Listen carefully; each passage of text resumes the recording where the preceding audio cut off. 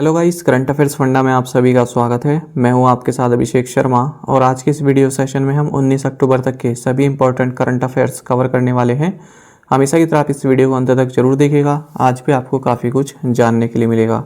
साथ ही गाइस, इस सेशन को शुरू करने से पहले आप सभी को बताना चाहूँगा, यदि आप हमारे daily current affairs PDF, weekly PDF और मंथली PDF चाहते हैं तो इस वीडियो के फर्स्ट कमेंट में या फिर डिस्क्रिप्शन में दिए गए लिंक पर क्लिक करके पा सकते हैं। साथ ही आप गूगल प्ले स्टोर से करंट अफेयर्स फंडा ऐप को भी इंस्टॉल कर लीजिए, क्योंकि जो भी हमारा PDF मटेरियल है जिसमें आपको करंट अफेयर्स के साथ साथ स्टैटिक जीके भी प्रोवाइड कराते हैं, ये सभी मटेरियल आपको हमारी करंट अफेयर्स फंडा ऐप पर ही उपलब्ध हो पाएगा। हमारे PDF कोर्स संबंधित यदि आपका कोई भी डाउट है, कुछ भी आप पूछना चाहते हैं तो कमेंट बॉक्स में ज़रूर लिखिएगा। तो चलिए इस सेशन की शुरुआत इस क्वेश्चन से करते हैं। Nord Stream is a pair of offshore natural gas pipelines in Europe that runs under which sea from Russia to Germany. Nord Stream Europe में अपतटीय प्राकृतिक गैस पाइपलाइन है जो रूस से जर्मनी तक किस सी के अंतर्गत जाती है। काफ़ी महत्वपूर्ण क्वेश्चन है, आंसर आप जल्दी से इसका कमेंट बॉक्स में दे दीजिए, फिर आगे बढ़ते हैं।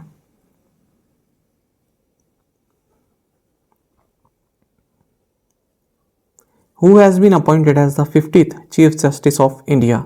भारत के 50वें मुख्य न्यायाधीश के रूप में किसे नियुक्त किया गया है? ऑप्शंस आपके सामने हैं। सही आंसर ऑप्शन डी है, धनंजय यशवंत चंद्रचूड़। देखिए, ज़्यादातर जगह आपको DY चंद्रचूड़ लिखा हुआ मिलेगा, लेकिन आपको पूरा नाम भी देखना है। तो इस तरह से कंफ्यूजिंग ऑप्शन बन जाते हैं कि दिनेश यशवंत चंद्रचूड़ या फिर दिवाकर देवेंद्र या फिर धनंजय। तो सही आंसर ऑप्शन डी है।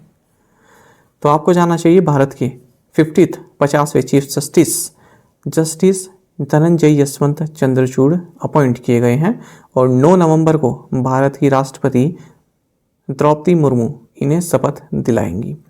आपको बता दें, एक चीफ जस्टिस ऑफ इंडिया रहे पहले यशवंत विष्णु चंद्रचूड़। तो ये इनका जो कार्यकाल था, सबसे लॉन्गेस्ट कार्यकाल रहा है इनका चीफ जस्टिस ऑफ इंडिया के रूप में, 1978 से 1985। तो इन्हीं के सन हैं जस्टिस धनंजय यशवंत चंद्रचूड़। अच्छा, जो ये जस्टिस धनंजय यशवंत चंद्रचूड़ हैं, ये जस्टिस यू ललित को सक्सीड करेंगे, क्योंकि जस्टिस यू ललित का तो काफ़ी शॉर्ट टेन्योर रहा है, 74 दिन का ही रहा है, तो इनको सक्सीड करेंगे। आपको बता दें, जो जस्टिस यू ललित हैं, इन्होंने ही DY चंद्रचूड़ जी का नाम जो है आगे भेजा, क्योंकि ये सीनियर मोस्ट सुप्रीम कोर्ट जज हैं। आपको जानना चाहिए, जस्टिस चंद्रचूड़ कई सारे फैसलों में जो कॉन्स्टिट्यूशन बेंचेस होती हैं उनका पार्ट रह चुके हैं, जिनमें कि अयोध्या लैंड डिस्प्यूट है, right to privacy and adultery है, डिक्रिमिनलाइजिंग सेम सेक्स रिलेशंस ये है, validity of the Aadhaar scheme, Sabarimala issue.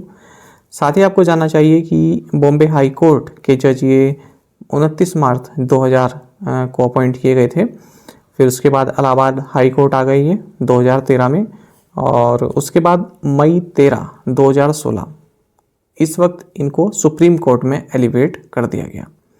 आपको बता दें, चीफ जस्टिस ऑफ इंडिया के रूप में DY चंद्रचूड़ जी का कार्यकाल 2 साल का रहेगा, यानी कि 10 नवंबर 2024 को ये रिटायर हो जाएंगे। आपको जानना चाहिए, जो सुप्रीम कोर्ट के जज होते हैं वो 65 की एज में रिटायर होते हैं। Which state in the country is the first to implement the MBBS course in Hindi? MBBS course Hindi में लागू करने वाला देश का पहला राज्य कौन सा है? ऑप्शंस आपके सामने है। सही आंसर ऑप्शन डी है, मध्य प्रदेश। तो आपको जानना चाहिए, union home minister Amit Shah, इन्होंने 3 MBBS टेक्स्ट बुक का हिंदी वर्जन भोपाल मध्य प्रदेश में अनवील किया है, अनावरण किया है। कौन कौन से सब्जेक्ट हैं ये? बायोकेमिस्ट्री, एनाटॉमी और मेडिकल फिजियोलॉजी। तो इनको हिंदी में हिंदी वर्जन इनका लॉन्च किया है। तो ये भोपाल में एक कॉलेज है, गांधी मेडिकल कॉलेज, यहाँ पर जो फर्स्ट ईयर है MBBS का, तो इसके लिए ये बुक्स हिंदी वर्जन जो है लॉन्च की गई हैं। इसी के साथ मध्य प्रदेश पहला राज्य बन गया है हमारे देश में जिसने मेडिकल की जो पढ़ाई है उसको हिंदी में शुरू किया है। अच्छा, हाल ही में मध्य प्रदेश संबंधित एक महत्वपूर्ण करंट अफेयर ये देखा कि जो 17वां प्रवासी भारतीय दिवस है ये मध्य प्रदेश के इंदौर शहर में होगा अगले साल, तो जनवरी 2023 में। The railways first indigenously manufactured aluminium goods train rack was flagged of on October 16 from which city it was flagged of? Railway की पहली स्वदेश निर्मित एल्युमिनियम गुड्स ट्रेन रैक को 16 अक्टूबर को किस शहर से झंडी दिखाकर रवाना किया गया? ऑप्शंस आपके सामने हैं। सही आंसर ऑप्शन डी है, भुवनेश्वर। तो जानिएगा, रेलवे की जो first indigenously manufactured aluminium goods train है, इसको हरी झंडी दिखाई है रेलवे मिनिस्टर अश्विनी वैष्णव ने भुवनेश्वर, उड़ीसा से। तो इसको बेस्को लिमिटेड वैगन डिवीजन ने हिंडाल्को के साथ मिलकर बनाया है। तो कई सारी विशेषताएं, एक तो लोअर कार्बन फुटप्रिंट है इसमें, यदि हम नॉर्मल जो गुड्स ट्रेन होती है उससे कंपेयर करें। साथ ही इसकी जो लाइफ स्पैन है वो भी काफ़ी लॉन्गर है और मैन्युफैक्चरिंग कॉस्ट इसकी ज़्यादा है। The central government approved construction of an iconic cable stayed cum suspension bridge at the cost of 1082.56 crore rupees across which river?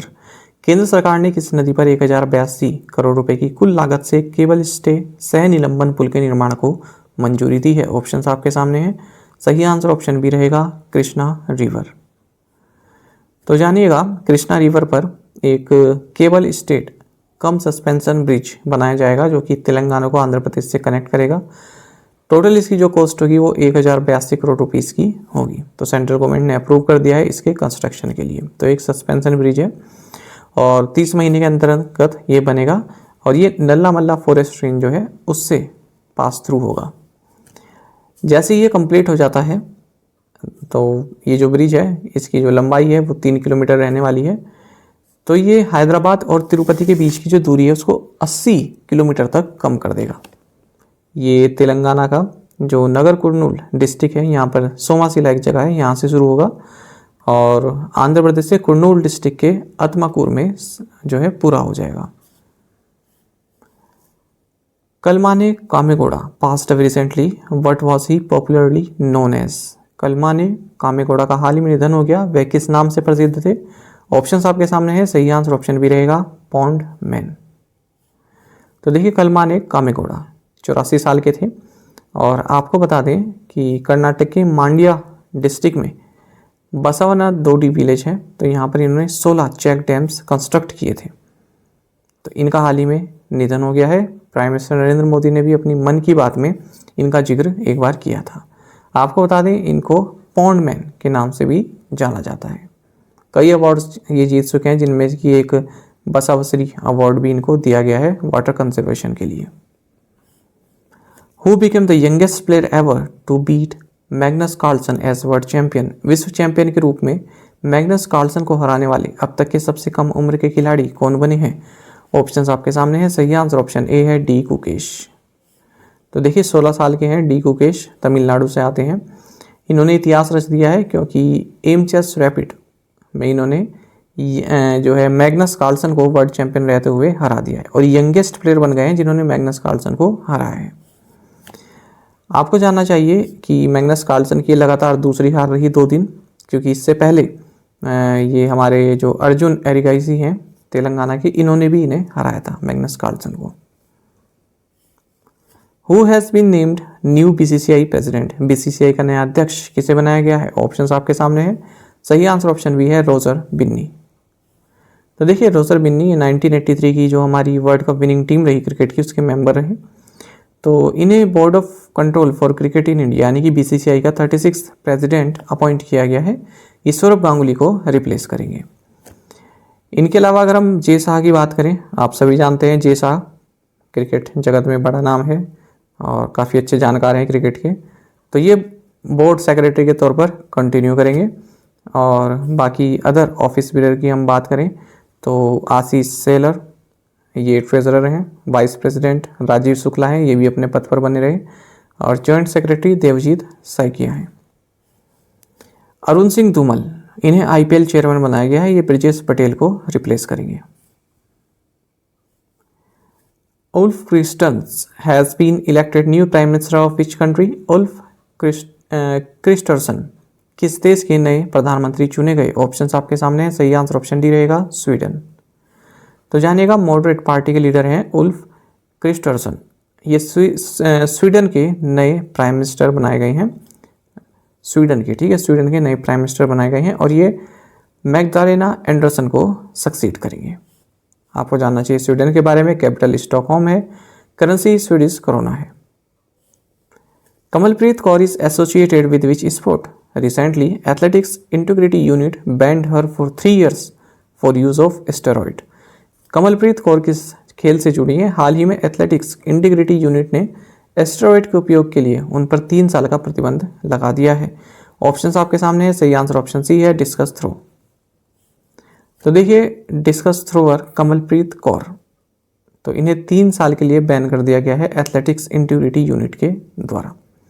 आपको जानना चाहिए इन पर इन्होंने एक इनकी रिपोर्ट में ऐसा आया कि इन्होंने एक प्रोहिबिटेड सब्सटेंस है, प्रतिबंधित पदार्थ है, जिसका नाम है स्टेनोजोलोल, तो इसका सेवन इन्होंने किया था, इसलिए इन पर प्रतिबंध लगाया गया है 3 साल का।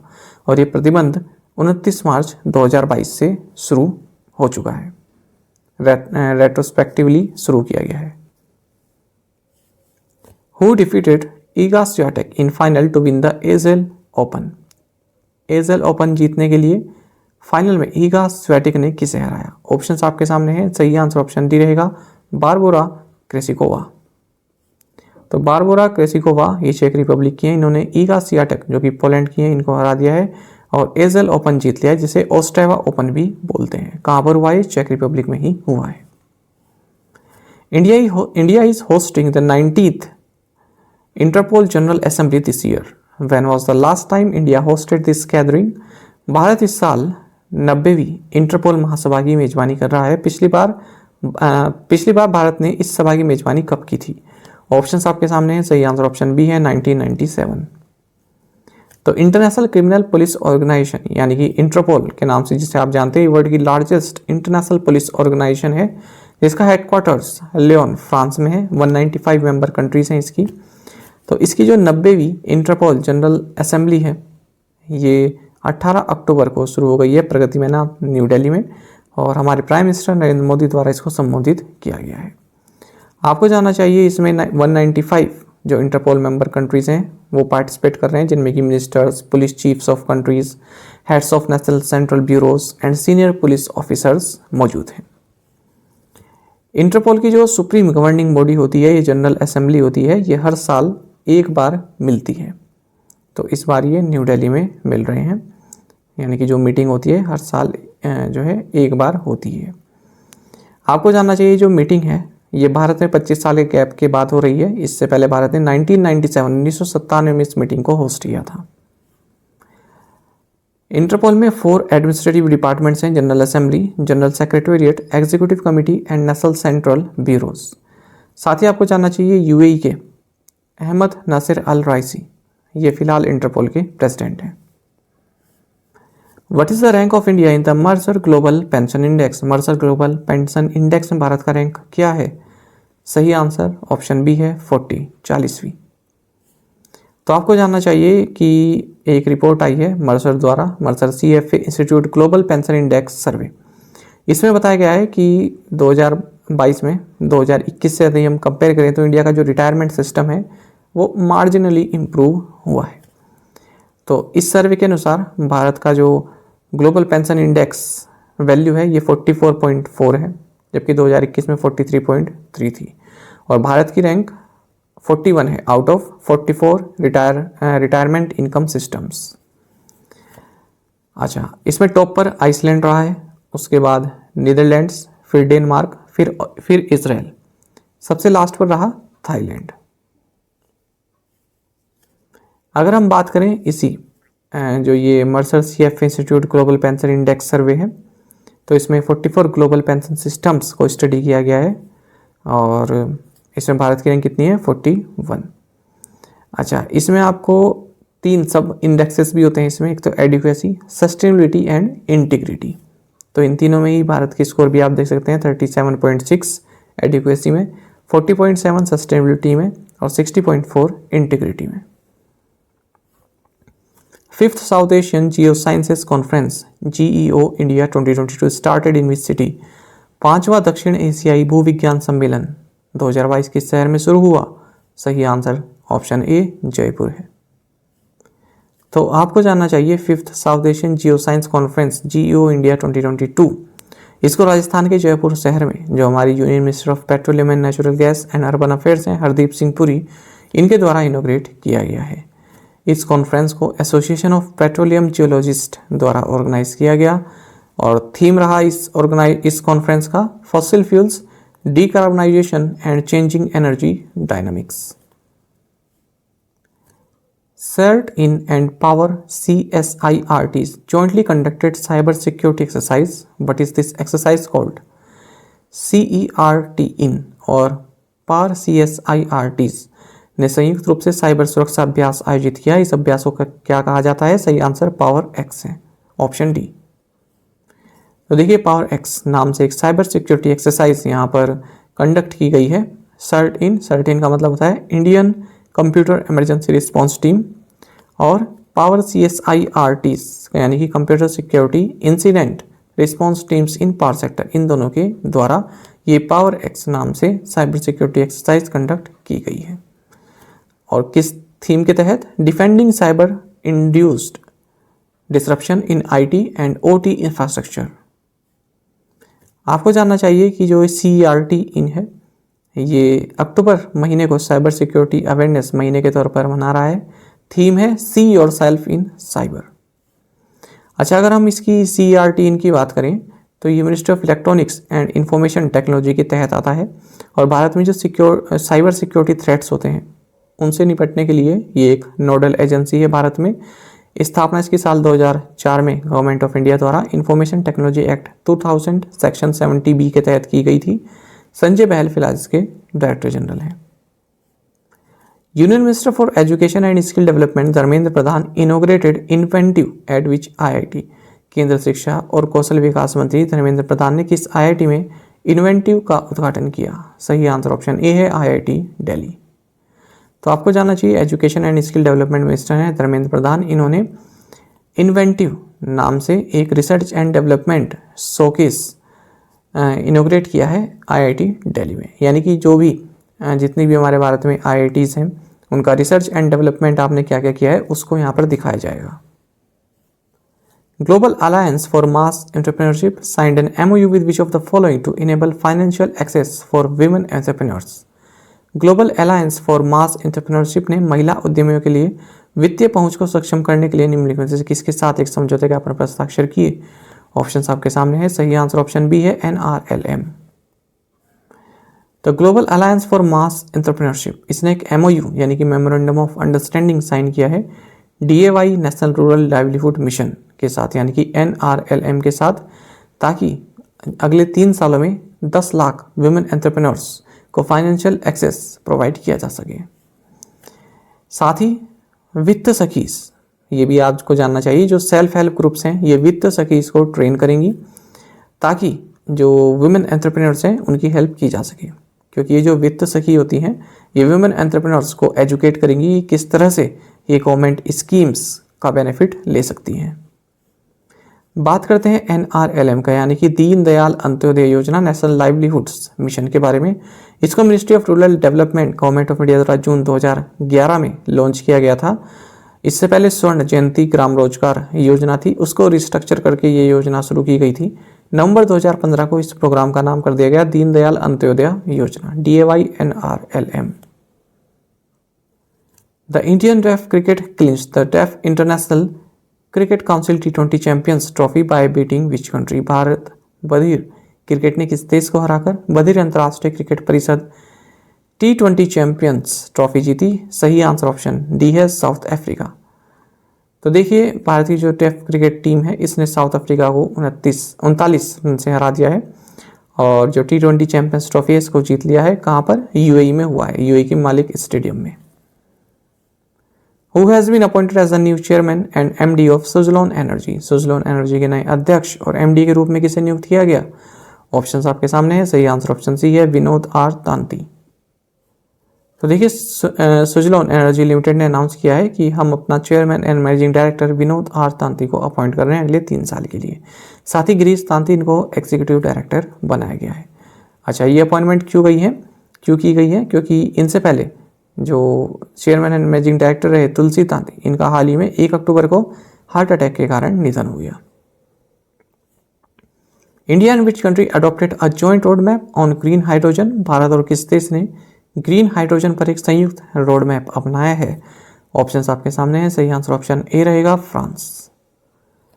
तो देखिए जो फ्रांस की मिनिस्टर ऑफ स्टेट हैं इन्होंने, और हमारे जो minister of power new and renewable energy हैं आर.के. सिंह, इन दोनों के बीच में एक एमओयू साइन किया गया है, जिसके तहत इन्होंने Indo French road map on the development of green hydrogen इसको अडॉप्ट किया है। The prime minister Narendra Modi dedicated 75 DBU across 75 districts to the nation. DBU stands for what? प्रधानमंत्री नरेंद्र मोदी ने 75 जिलों में 75 DBU राष्ट्र को समर्पित किए। DBU का मतलब क्या है? ऑप्शंस आपके सामने, digital banking unit, district banking unit, demand banking unit या फिर डिस्टेंस बैंकिंग यूनिट। सही आंसर ऑप्शन ए है, डिजिटल बैंकिंग यूनिट। तो देखिए प्राइम मिनिस्टर नरेंद्र मोदी ने देश के जो 75 डिस्ट्रिक्ट हैं उनमें 75 डिजिटल बैंकिंग यूनिट्स यानी कि DBU को इनोग्रेट किया है, राष्ट्र को समर्पित किया है। ये जो DBU हैं तो ये क्या करेंगी? जिनके भी पास ICT इंफ्रास्ट्रक्चर नहीं है तो वो बैंकिंग सर्विसेज डिजिटली एक्सेस कर सकती हैं। साथ ही जो टैक्स सेवी नहीं है, जिनको टेक्नोलॉजी का ज़्यादा ज्ञान नहीं है, वो भी डिजिटल बैंकिंग का फ़ायदा यहाँ पर ले सकते हैं। उनको असिस्ट करेंगे ये डिजिटल बैंकिंग यूनिट्स। तो 2 मोड हैं इसमें। डिजिटल बैंकिंग यूनिट में जो प्रोडक्ट एंड सर्विसेज हैं वो कस्टमर्स को 2 मोड में ऑफर किए जा रहे हैं, तो सेल्फ सर्विस मोड और दूसरा है डिजिटल असिस्टेंस मोड।